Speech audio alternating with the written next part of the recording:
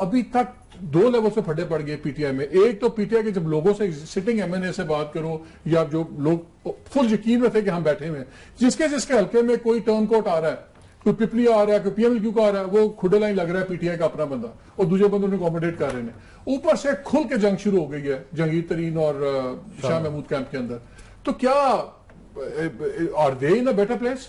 I think मुझे लगता है they are in a better place. If you want in one line, yes they are. Why? Because एक तो party की leadership intact है, party की लीडरशिप किसी क्राइसिस में नहीं, दैट इज इमरान खान। इधर तो the very leader is in crisis, Nawaz Sharif साहब। दूसरा, हुकूमत बनाने जा रहे हैं, पहली दफा ऐसा लग रहा है शायद हम हुकूमत बना लें।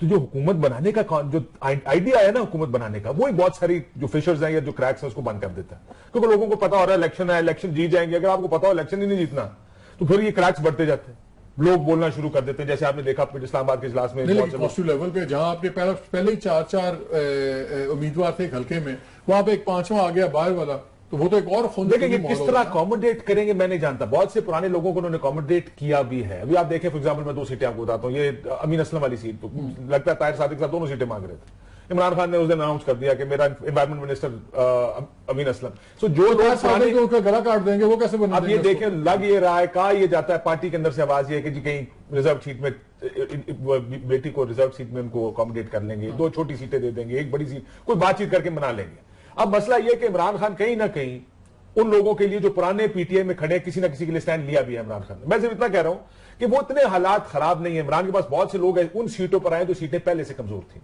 बहुत कमजोर सीटें। पंजाब के अंदर जगह जगह इमरान खान की बहुत वीकनेसेस हैं। 3 बड़े डिवीजन इमरान के बहुत कमजोर थे, फैसलाबाद, लाहौर और गुजरांवाला। अब जो लोग आ रहे हैं वो स्पेसिफिक हलकों में आ रहे हैं जहां पे उनकी वीकनेस बहुत है। सो किसी को रिप्लेस करने के लिए नहीं आ रहे, और जो वहां पे मौजूद है और किसी को पता है कि मैं बड़े मार्जिन से वैसे ही हारना है, तो अगर ऐसे लोग पार्टी छोड़, वो रिप्लेसेबल भी आसानी से होते हैं। ये बड़े बड़े हैवी वेट उम्मीदवार हैं जिनको रिप्लेस करना मुश्किल काम है। जो छोटे मोटे हैं उनकी कुर्बानी तो इमरान खान को देनी पड़ेगी। So I think Imran Khan and PTI is in a much better position today, at least आज तक। इस वजह से मेरा ख्याल है कि इंटरनल क्रैक्स कम है। ये तरीन और शाह महमूद की लड़ाई, इन्हें पता हुकूमत बनने वाली है, तरीन को पता मुझे मिलना कुछ नहीं, शाह महमूद को पता है कि मुझे कुछ चाहिए, तो इसलिए ये भी पैचअप कर लेंगे आगे, मुझे लगता है ज्यादा